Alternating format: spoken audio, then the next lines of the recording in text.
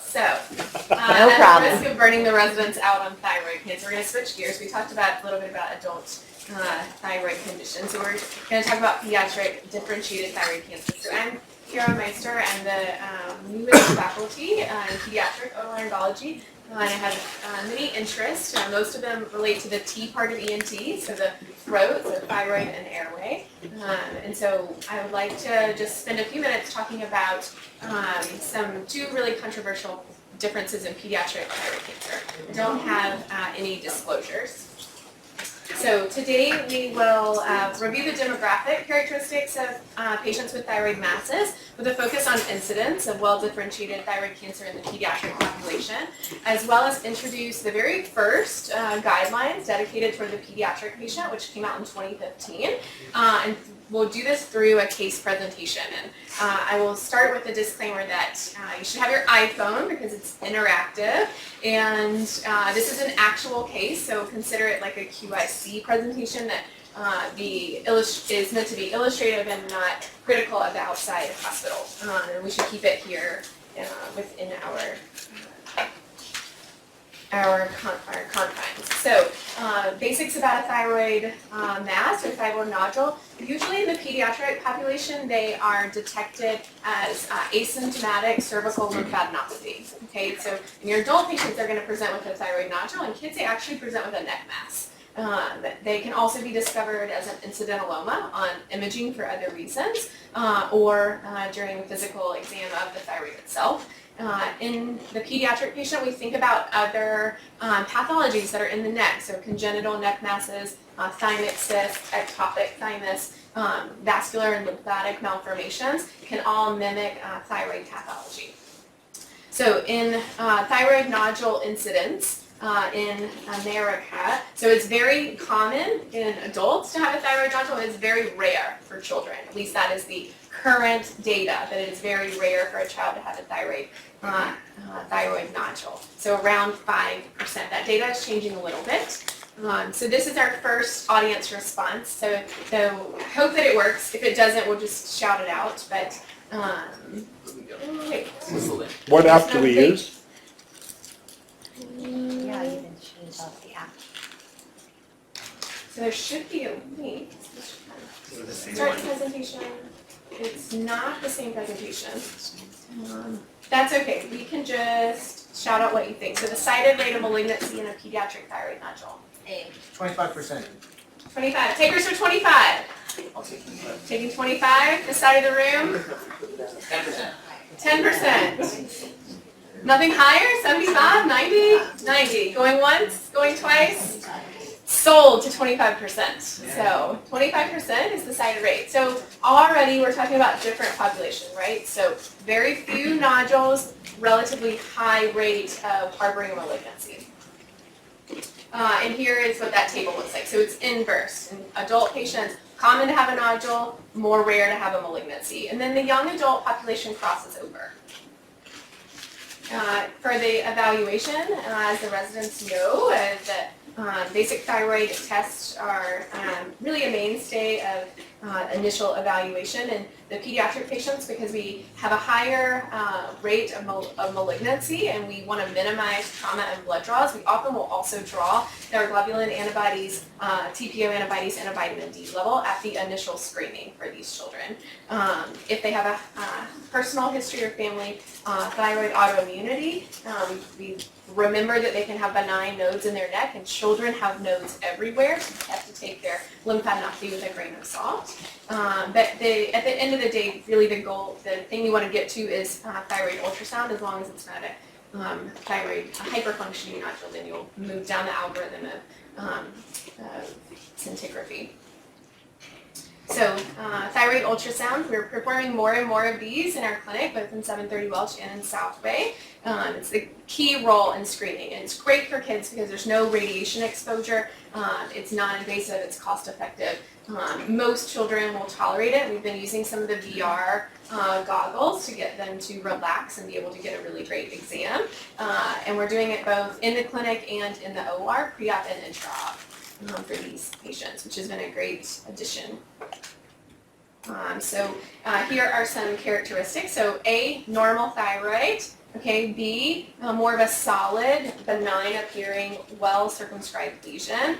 C and D, more worrisome, right? So mixed echogenicity with microcalcifications. These bottom two, just like in the adult patient, would warrant biopsy. So the characteristics and the likelihood of having the cancer, so how well do pediatric ultrasounds correspond to what we think of in the adult literature as having a higher chance of malignancy. So there's really no difference by gender, and there seems to be a difference by children that have only one nodule seem to have a higher rate of malignancy and worrisome characteristics corresponding to malignancy than those that have multiple nodules. So a child with one nodule is more concerning. I will say that they also looked at this boy and girl age, but the sample size was really low, so I think the jury is still out on the interplay of gender and age in demographic characteristics. Overall, 80% of pediatric thyroid patients are girls.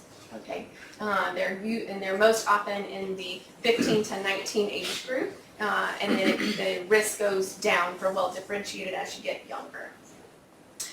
There is a special caveat, so this is a picture of what's called diffuse sclerosing. So there is no nodule here, but diffuse sclerosing is a variant of papillary thyroid cancer that is actually about 19 to 20% of pediatric papillary thyroid cancer. So this would warrant a biopsy based on the high likelihood that it is in fact a diffuse sclerosing variant of PTC.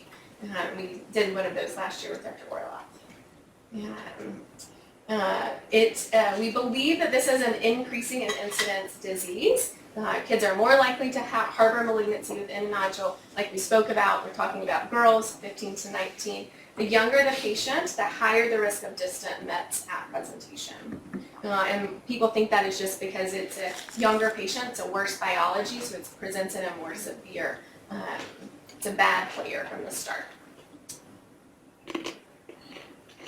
So this is the first controversy that we'll talk about. So this data kind of goes back to 2009, and they saw a very soft increase based on about 1,700 patients. And basically they just plotted all ages, all types of histology from various databases. And it really wasn't a great paper, but it started this question of, is there real data that underlies this apparent trend? And then so here's your next question. The incidence based on an annual percentage change of pediatric thyroid cancer.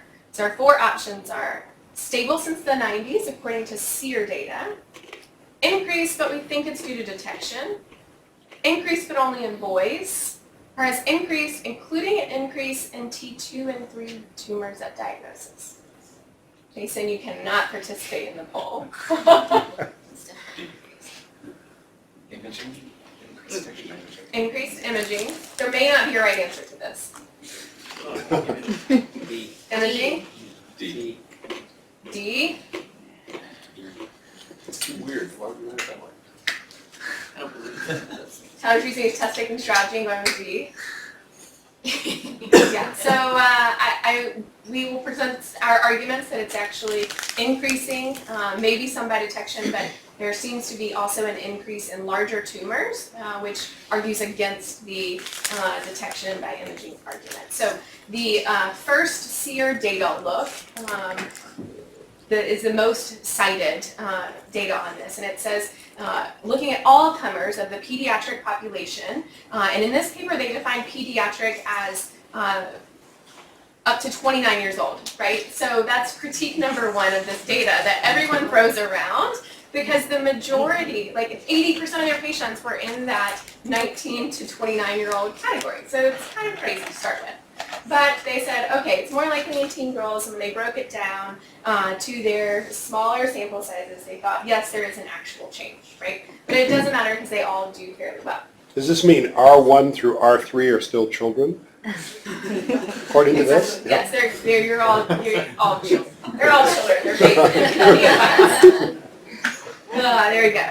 So then there was a Korean paper. I just really liked this paper. And what they did is they took their data and then they backtracked on were the patient detected by palpation, were they detected by insulinoloma, or how did they get discovered and did it matter? And so here's they're all comers, so they were consistent with the serum that they showed an increase in their female diagnosis rate. They defined this up to either 19 or 20, but not as high as 29. Males were a little bit more modest in their increased incidence, and then they averaged out to somewhere in the middle, right? So what they did is they looked at how many were detected by palpation.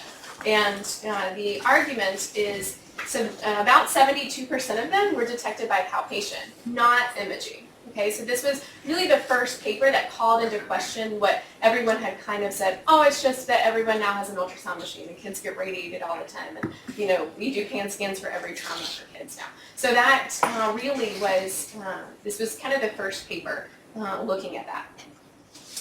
And then they compared, so looking at the median size, it is true that if you are detected by palpation, you have a more advanced disease by T-stage. So the average size, if the doc felt your tumor, was nearly 3 centimeters. If you were detected as an incidentaloma by imaging or something else, less than a centimeter, right? And then if they were looking at a temporal trend over time, so way back in 1995, they were all found by palpation because we didn't image these kids as much, right? And then over time, the mass found by palpation percentage has decreased to now where it's about 50-50. So the big elephant in the room is there any differential in oncologic outcome, right? So if the kid is detected at 0.9 and they're detected at nearly 3 centimeters, does it change their overall disease process and how they do and if they make it to adulthood? And with nearly 99% of children surviving well into adulthood, the current thought is it doesn't matter and we shouldn't get excited about these incidentalomas. So we were talking about this at Research Day, which I think is kind of the purpose of Research Day. So, and then Jason and Dr. Megwalu and Michael Jen then poured it into the most updated SEER data and using joint point regression analysis, which I have learned some about in the past few weeks, and said, okay, is this real? And if it's real, what does it look like if you average that annual percentage change over time? And what they found was super interesting, and both of you feel free to step in. So this is some preliminary data, but we did see, in comparison to the SEER data, a very similar 1 to 2% annual percentage change up until about 2006. And then something happened in 2006 where the rate skyrocketed to the point of females, not of the genders here, females having nearly a 10% annual percentage change in the detection of pediatric thyroid cancer. And it has not slowed down as far as we can tell. Now this data goes to 2013, so the big question is what has happened in the past 5-6 years, and we don't know that yet. We can't quite get that data, but this will be a really interesting trend to follow because what has happened with the Go Gently radiation campaign is we really started radiating, then we got scared, and now the percentage of kids getting CAT scans has gone down. So if this is really a reflection of increased detection, then we will see these numbers start to come down. And if it doesn't, then we have to worry about what else is going on. Very interesting, just similar, and where the question came from is that actually the percentage of tumor size, which if you think to the Korean paper, you're detected by, you have a big tumor, you're most likely going to be detected by palpation, right? So you have to make that extrapolation first. But if that is true, we actually saw an increase in big tumors as well. Okay, so that would argue against only incidentalomas, that actually the big tumors, those that are only detected by palpation, have also increased. So that to me says that maybe there's some detection bias, but maybe there is actually something biologic or environmental going on. Now, you can look into data and you can find a different argument. So this is a Danish study looking at pediatric head and neck cancer. Okay, so head and neck cancer,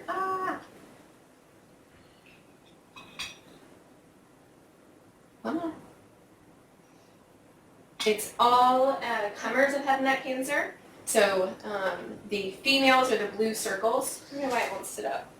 And the crosses are males. And what they saw is that there's an increase in head and neck cancers over time, but they did not find any change in thyroid specific. The only change that they found is sarcoma, and particularly they think that this was driven by a BRAF driven sarcoma of the different molecular drivers of soft tissue.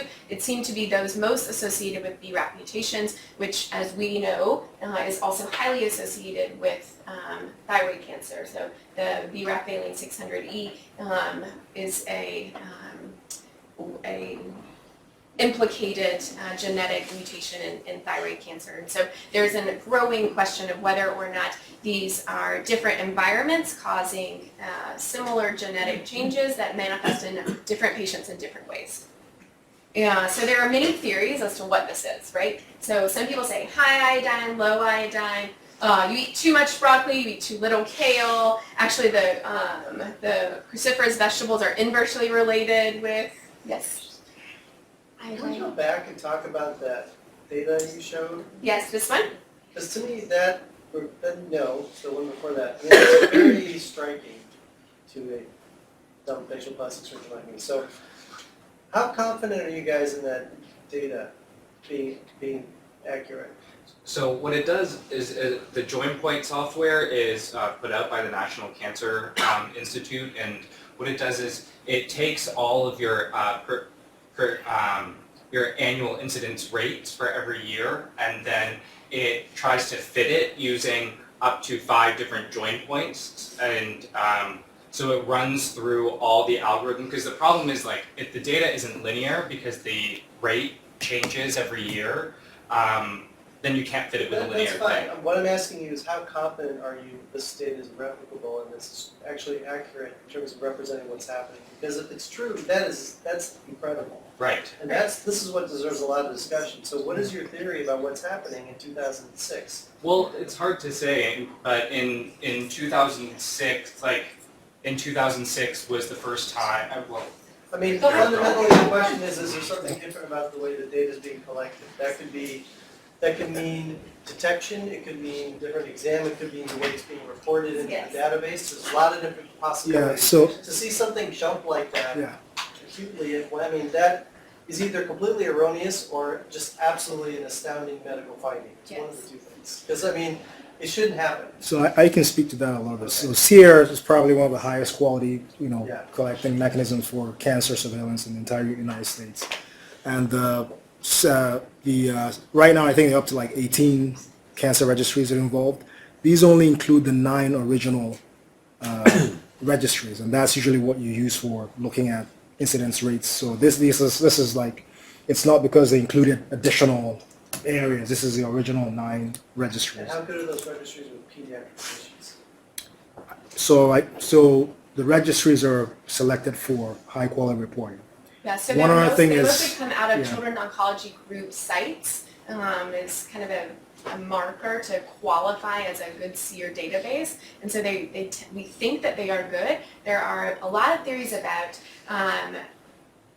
is it a reflection of when EPIC became more popular, and we are recording all this and reporting all of this. Is it when everybody got an ultrasound? Is it when people started going to now endocrinology, otolaryngology, general surgery are all ultrasounding people? So there's many theories as to is this real and how much of it is real. So the other thing is about quality of reporting. So about 60% of the data in the SEER database actually comes from California. And that's because cancer reporting is mandated in the state of California. So every cancer case that's diagnosed in California has to be reported. So it's Is pretty. this that 19 to 29-year-old age group? Or is No, this this only went up to age 19, and It's pretty significant. How confident are you in this data? Very confident. So it's very interesting. Very So then, I'm just dying to hear what your theories are. It's exactly besides kale and other. Yeah. So it's an anti-kale. Now, maybe kale is the problem. People say if you eat too much kale, you're going to get thyroid cancer. There is this whole group that is fascinating, this undercurrent about flame retardant chemicals. And if you Google it, you can see that people have drawn out the molecular structure of flame retardant chemicals and how similar they are to to the actual thyroid, like the T3 molecule. And so there are people that think that these are what's in iPhones and that we are holding these flame retardant chemicals. There's like this it's fascinating. I don't know about the flame retardant chemicals. There are advocates for this being driven by environmental radiation. So we know the extremes of Chernobyl and Fukushima, but there's a beautiful recent paper out about airline pilots having an increased incidence of thyroid cancer because of their environmental exposure. And then there's this business about medical radiation. And I think that if this is driven by medical radiation, I'll give you some data on it, that we will see it start to come down because the trends of ionizing radiation in the pediatric population is to come down. So for our head and neck CT scan, the classic radiation signature is this rearrangement, and then the BRAF and RAS point mutations are less likely to have a radiation etiology.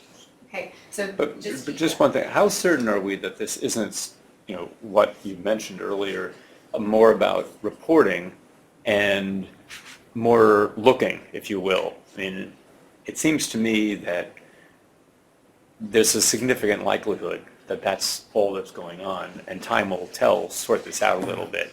All the other possible theories all presume that that's not the case, Exactly. in which case it's quite interesting to say the least. So I would venture that there's some combination of both of those things, and the 2013 to 19 data is heavily awaited, I think. Yeah, so I would have to stress though that it's not about the way the cancers are being reported, because the way SEER works, these registers are chosen for their consistent, high-quality reporting, and the way it's reported hasn't changed. Now, if you're asking whether It's dependent on the person who's inputting, and so if there's a difference in the way things are being detected or inputted, then that's going to, yeah, so even the manuals are available that go back to 1973. In terms of how you record a diagnosis of thyroid cancer, that has not changed. And It's such an acute jump, though, that if you thought it was environmental, you'd expect a more gradual rise, unless whatever the inciting event was didn't happen until 3 years before 2006. So or maybe she'll whatever talk the time. more about some of the theories. It's probably Trump's Yeah. fault. I almost put in a meme just for you, Dr. Kaplan, and I thought I didn't know who was listening, but since you've gone there. Anyway, overall, we've had a proportion of an actual decline in the proportion of pediatric thyroid cancer with a radiation signature. And, here we are looking at at a mutational analysis. So this is, we're really going to get into the weeds, Dr. Moos, but here in 2016, they said, okay, we have this very low rate of RET PTC, also a low rate of BRAF mutations. So that, remember, this is our radiation signature. And then in 2017, they just completely repeated that in the same journal, and they said, no, actually we think it's mainly fusion oncogenes, and the BRAF is for older kids and larger tumors.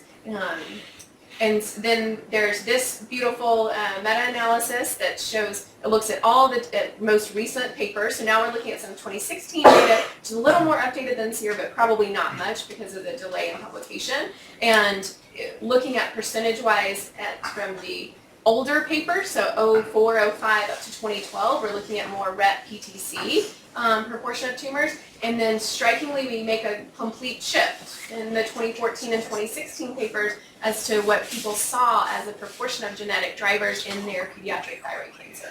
So now the big question also comes back to detection again, and that is that if we are detecting smaller tumors, presumably in younger patients, those are going to have different genetic drivers than older patients with bigger tumors, right? And so it's really fascinating, and I think our next questions are to follow it in a perspective way. And that's going to take some time, but kids are really young, so it's not undoable to do. What is the latency between, I'm just asking now, what is the latency for tumor progression or creation in thyroid tissue? Yeah. Isn't it longer than, just to show up in little kids? I thought we were talking about, like, for me, if I got one, it's maybe radiation exposure when I worked in the lab working with stuff when I was an undergrad. So these are little kids, so Yes. what is the latency for the inciting? So we will get there. We will get there. Management guidelines for children. So there were a couple big things that came out of this. It's been endorsed by the American Academy of Pediatrics. So 2015, there's a beautiful downloadable that's not so dry to read that you can get for you. So there are different pediatric guidelines because we think there are different risks, different outcomes, different goals of therapy. Our main goals of therapy are to reduce complications of therapy and to manage mortality while keeping, to manage problems with therapy while keeping the very good mortality outcomes.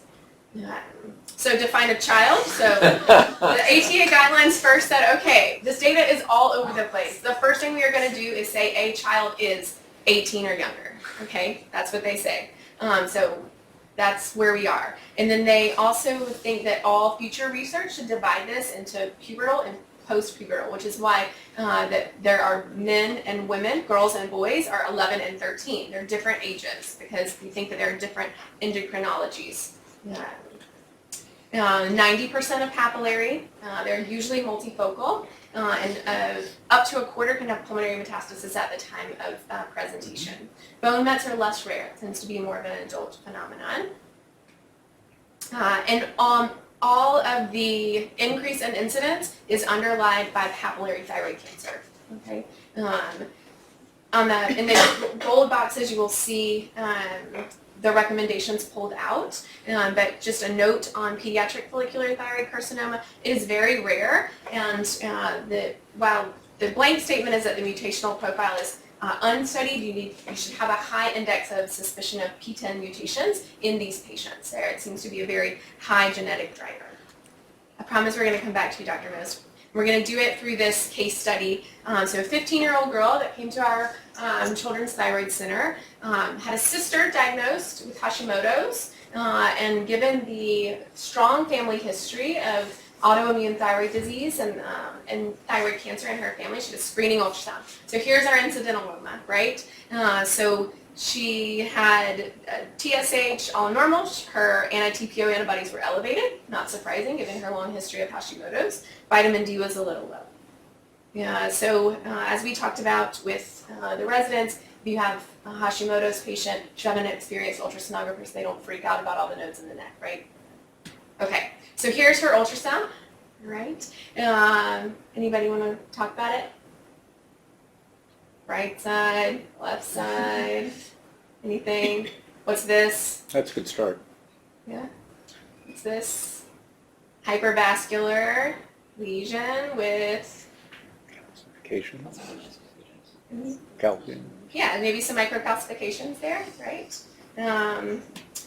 So pediatric ATA guidelines would recommend FNA for which of these? 1, 2, 3, or 4?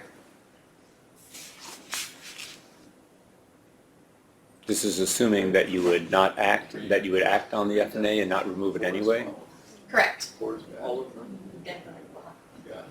No, not the fourth, because you're going to remove it anyway. 1, 3, 3. You wouldn't, There's you only wouldn't FNA one if answer. it's one, less than one, so you wouldn't FNA the first So two. 3, 4, 4, 3.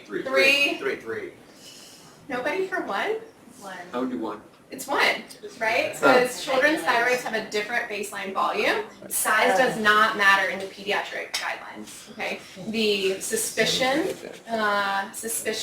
is what drives it. As Dr. Kaplan was whispering to you guys, 4.3 centimeter nodule in a kid's coming out. Don't FNA it, right? Don't confuse the picture, it's coming out, unless they're previously indeterminate, now with regrowth, pediatric guidelines say take it out. Okay, because we're at a different baseline level of malignancy, right? We're not talking about a 5% chance historically. We're talking about a 25% chance there being badness in there. And then this was the gimme answer.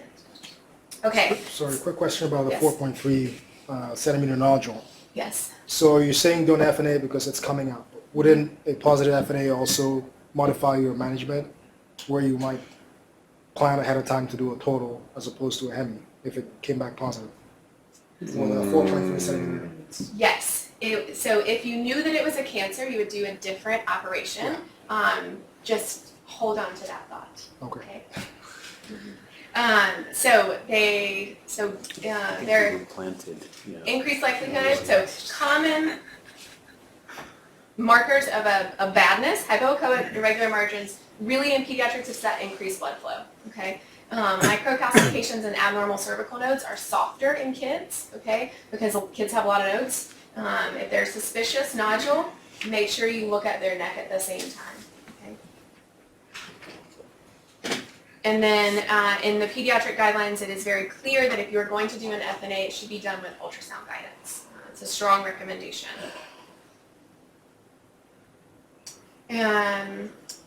Well, part of that would be if you're going to remove it anyway, it's large enough that you don't need it, so you need ultrasound, you're going to FNA only the smaller nodes, and that's internally consistent. That makes sense, yeah. So they looked at how good are radiologists at predicting pediatric nodules, right? So there's a really high rate of false negatives in the small nodes and a really high rate of false positives in the larger nodes. And so this is one of the pieces of data that says that you should use ultrasound guidance and you should use clinical context rather than size to identify which lesions need a biopsy. So back to our patient. She had a Bethesda 5, suspicious for malignancy. All right, what are you going to do next? Got an FNA, a Bethesda 5, gonna send it for a Afirma, ultrasound her neck, gonna go PET something. I'm gonna do a lobe. This kind of gets to your question. Didn't she already have the ultrasound? Did I miss something? Of the central, she only got an ultrasound of her thyroid, Oh. right? Suspicious nodule, only ultrasound of the thyroid. Big ultrasound. B. B. No one's like got stock in Afirma? No? All right. So this patient, so yes, the correct answer is B. By the guidelines, she needs an ultrasound of her neck, right? She got sent for Afirma, right? Because it's a Bethesda 5, so it didn't say malignancy, and her Afirma testing was negative. In the pediatric population, Afirma testing has ranged anywhere from 17% to 60% positive for a mutation rearrangement in papillary thyroid cancer. Okay, so we have no idea if it works in our kids, and part of the reason is we'll talk about that. It's not that good for adults either. Why does it? It's a very specific, narrow indication for That's adults as well. Right. Yeah, So very as we narrow. talked about at a resident conference, Afirma is for this is their beautiful thing that if you want to go to their website, you'll see cuts through indeterminate thyroid nodules. Right. So we were out here. Okay. Right. Okay. So it's all about the negative predictive value. And the reason that people think that it is not as straightforward in the use of PEDS patient goes back to that baseline incidence of badness. This is different than the 5%ers. We're starting at 25%. So she had a left hemithyroidectomy with resection of some suspicious nodes, which came back as papillary thyroid carcinoma, 2.6, pathologic T2N1, all right? And so now what would you do? What would you, oh, this was going to be a word cloud. This was going to be a shout out. Just type in what you would do. Brian, what would you do? To look at the other lobe. You'd look at the other lobe with what? A scalpel? What do you do? Ultrasound. You'd ultrasound, look at her neck, all right. I did look at total. You take her straight to a total, You remind me of Nancy. all right? Who else? What else? Pay attention. Phone a friend, cry, fur. What would you do? So Brian's right. You should ultrasound because you're going to go back. You should look at her neck, right? So preoperative comprehensive neck ultrasound. And in pediatrics, if there is a suspicious node, the recommendation is to FNA that node prior to surgery. Okay, and the routine chest CT is not recommended. Okay, because it's not felt to be change your management. They do recommend cross-sectional imaging if anything is weird. Fixation, vocal fold paralysis, tracheal invasion. If anything is weird, go to cross-sectional imaging. Otherwise, it's a preoperative neck ultrasound with FNA of the lateral nodes. Okay, kids have many nodes. You don't want to do a huge neck dissection for kid has a node. It's like kids have lots of nodes, right? So she went on to total thyroidectomy at the outside hospital, which showed no cancer. Great. No malignancy, they took out 6 nodes. So then this is where I went to residency. This is Pittsburgh. The motto at Pittsburgh is heal with steel. So the initial surgical approach is the greatest impact for the risk of later recurrence in the pediatric population. So more comprehensive, the initial surgical approach, that's the only thing that seems to impact their long-term outcomes. These are the indications for central neck dissection. The guidelines also call for a flexible laryngoscopy prior to surgery in these kids. For the majority of children, total thyroidectomy is recommended. And here's their rationale that bilateral is what's been shown for increased long-term better oncologic outcomes. They all survive, thank goodness. But so if you're paying attention to the dates, we can talk about it later. But she had a FNA review in the meantime at Stanford. Papillary thyroid cancer. Okay, so now we've reviewed her FNA. So now what do you do? Would you have done a neck dissection from the beginning? Are there any adverse risk factors? Or am I getting nervous? And her nodes look normal on the ultrasound? Well, I don't know. We never got one. Right. Didn't we get one? We eventually got one, but we were down further. Okay. So so lateral neck dissection, as Chloe's alluding to, is determined by the preoperative imaging and the biopsy. That's why these kids get an FNA before their lateral neck dissection. Routine prophylactic lateral neck dissection is not recommended. Total thyroidectomy with prophylactic neck dissection is associated with increased disease-free survival.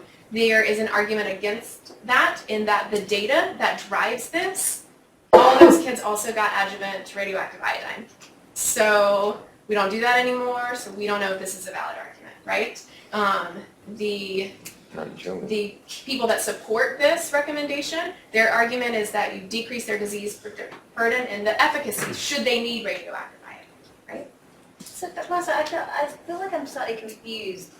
So it seems like we don't want to FNA kids because we want to take them to the OR, but then because we want to do a total thyroid in most cases, but we want to do ultrasound guided FNA of nodes if they look suspicious. Of the lateral neck. Lateral neck. Yes. Okay. And the reason is because in kids the surgical risks are different.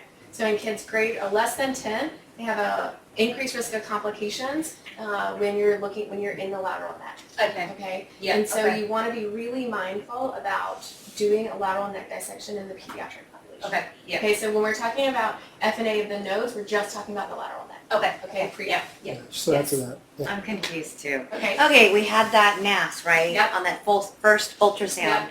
So why not FNA the mass, determine that it's papillary, do another completion ultrasound, look at the lateral neck, determine if it's metastatic, and then do one total thyroidectomy with the neck dissection? That would have been the right answer.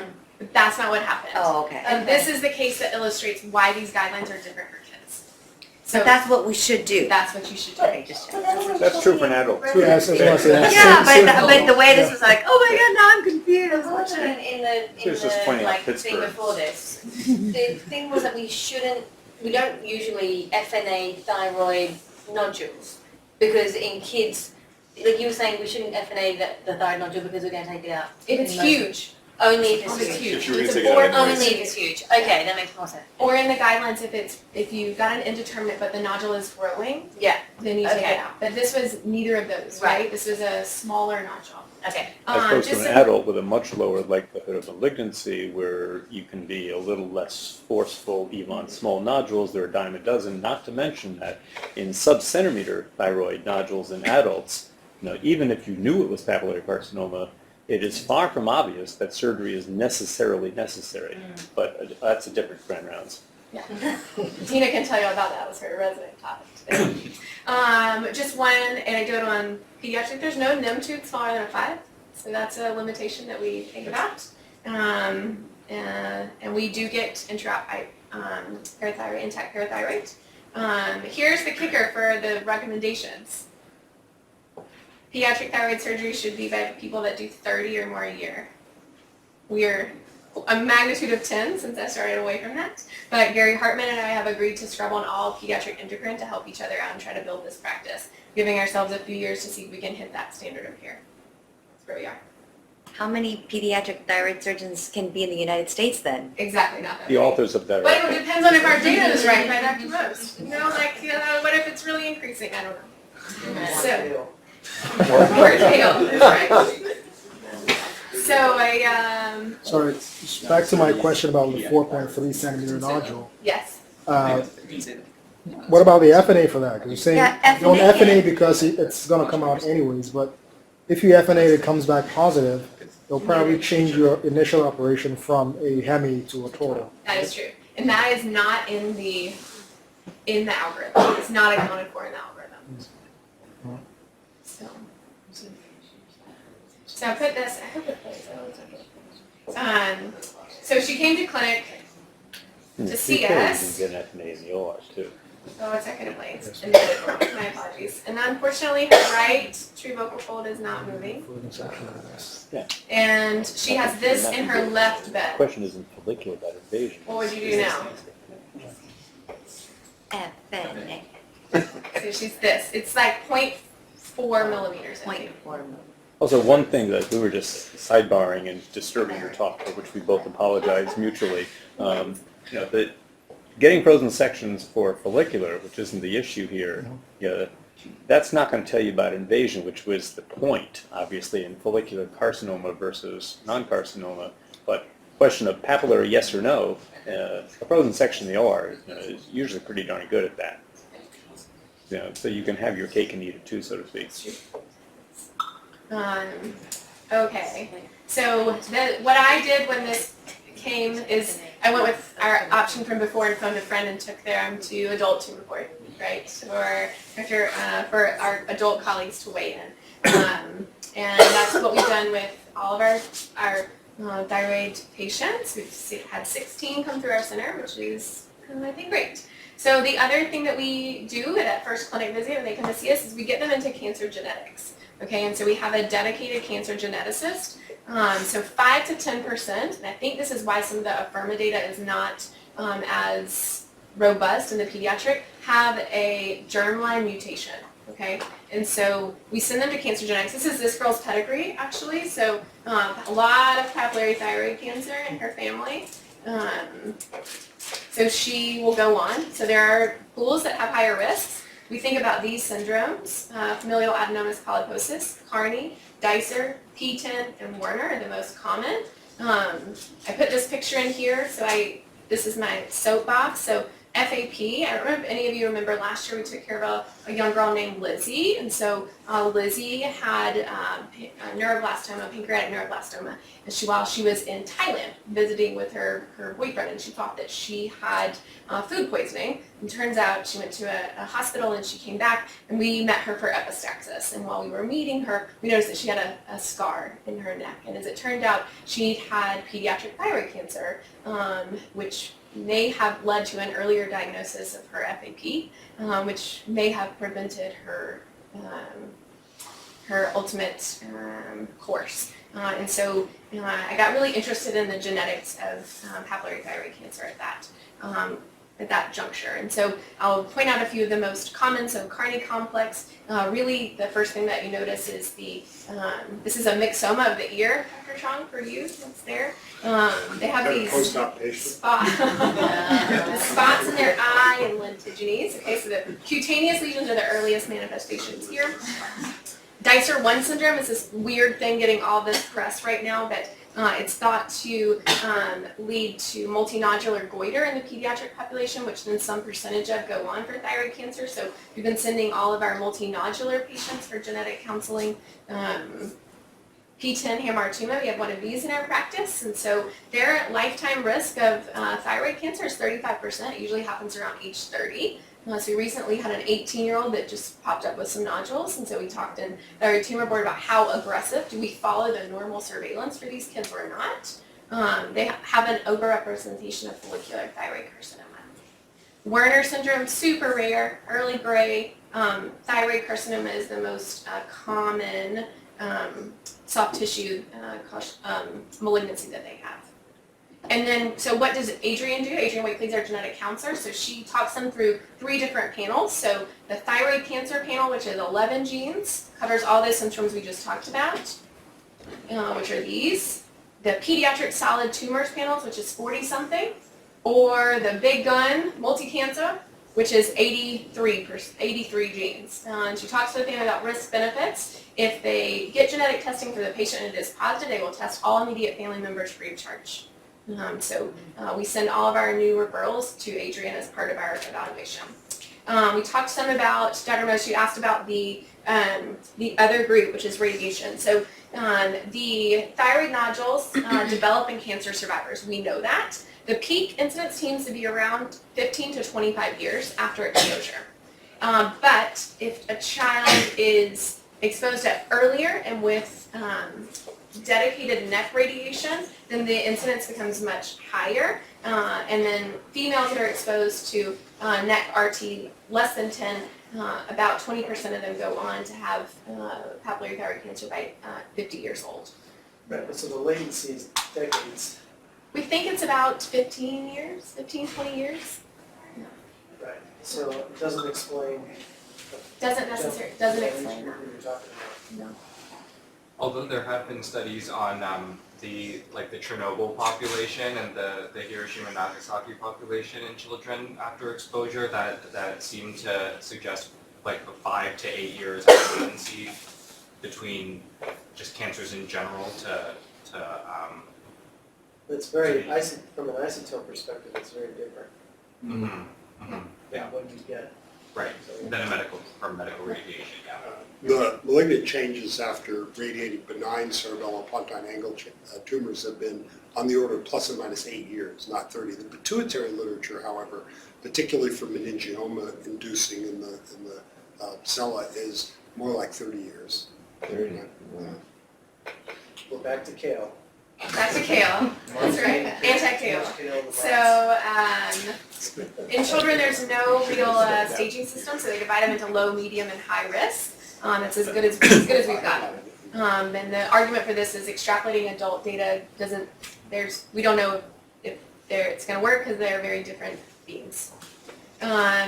We do postoperative staging within 12 weeks of surgery. I'll get through some of this pretty quickly. With the addition of Helen Nadal, who's the new chair of Pediatric Nuke Med, there's been a really nice streamlined push for coordinating these diagnostic whole body scans. So our patient is going to go for radioactive iodine ablation. Actually, we're not going to go back into her surgical bed. And this is her course, just so you know what it looks like. So Hillary comes in and talks about the low iodine cookbook, and then this is her algorithm. We won't get into thyrogen versus all the other argument, but. Are you not operating just because the other vocal fold is paralyzed? No, the thought is that she's kind of in an intermediate risk, and that. That's why it's not in general recommended. Well, mostly, at least in adults, you really want to have, unless you've got lung mets, you want all gross disease out in the hopes that the radioactive iodine affects things that are below your detection level. So we would try not to try not to give RAI, right. With gross disease. So when we reviewed it at Thyroid Tumor Board, which is why we go there, there was thought to be maybe even a parathyroid or just some tissue there. It did not have any suspicious characteristics, and it was very small. And so the consensus was that we would move forward with REA rather than put her other nerve at risk. So I thought this was really interesting. So in pediatric patients, the biochemical response from radioactive iodine may not be reached for how long? That's a good question. 6 weeks. Who likes 6 weeks? Takers? 15 to 18 months, like over a year. Now we're all splitting the middle, 3 months, 10 months? 10 months. 10 months? 12, a year. 10 to 12 months. 15 to 18 months is what the Really? literature says. Wow. Yeah. And so the thought is that because children are little and because it's accumulated in these cells that have increased growth and proliferation potential, that it hangs out longer. And whether that's true or not, we don't know. But for pediatric patients that get up to 80 millicurie, there's a really significant risk of pulmonary fibrosis. So there's been a big effort in trying to decrease REI, or at least be very thoughtful about its use.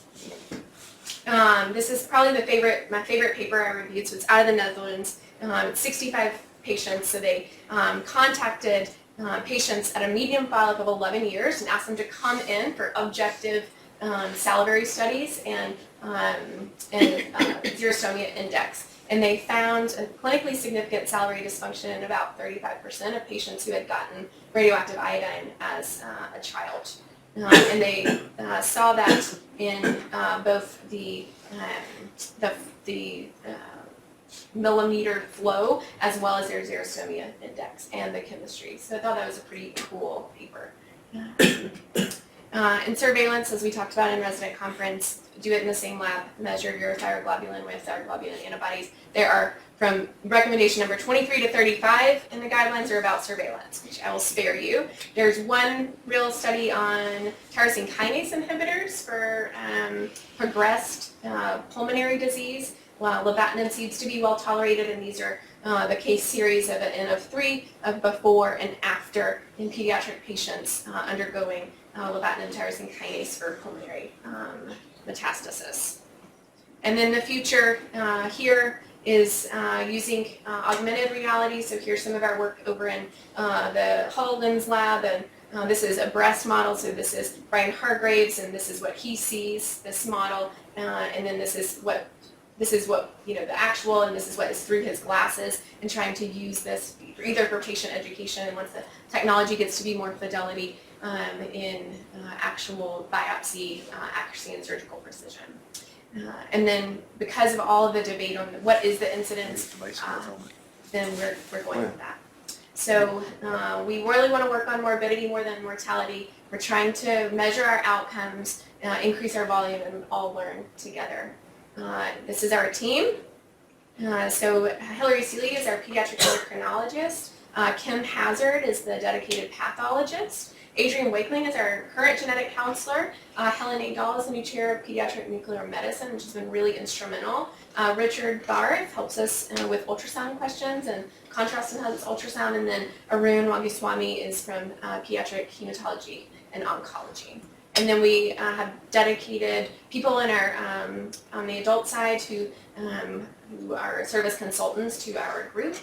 And we're speaking at the annual meeting here in just a few weeks in May about our progress so far. And then just so if there is a nuclear disaster, the WHO actually has recommendations on what kind of salt you should eat and how much so that you don't get thyroid cancer. So you mentioned, but you didn't give a number. So what's the overall papillary thyroid cancer 25-year survival in people under 18? Is that similar to to adults under age, say, 45, non-men? So it's 98 to 100%. Yeah. So we're really focusing on decreasing REI and the side effects of treatment, which we are understanding seems to be more burdensome in the pediatric population. Clear as mud. That's what I have. That was comprehensive.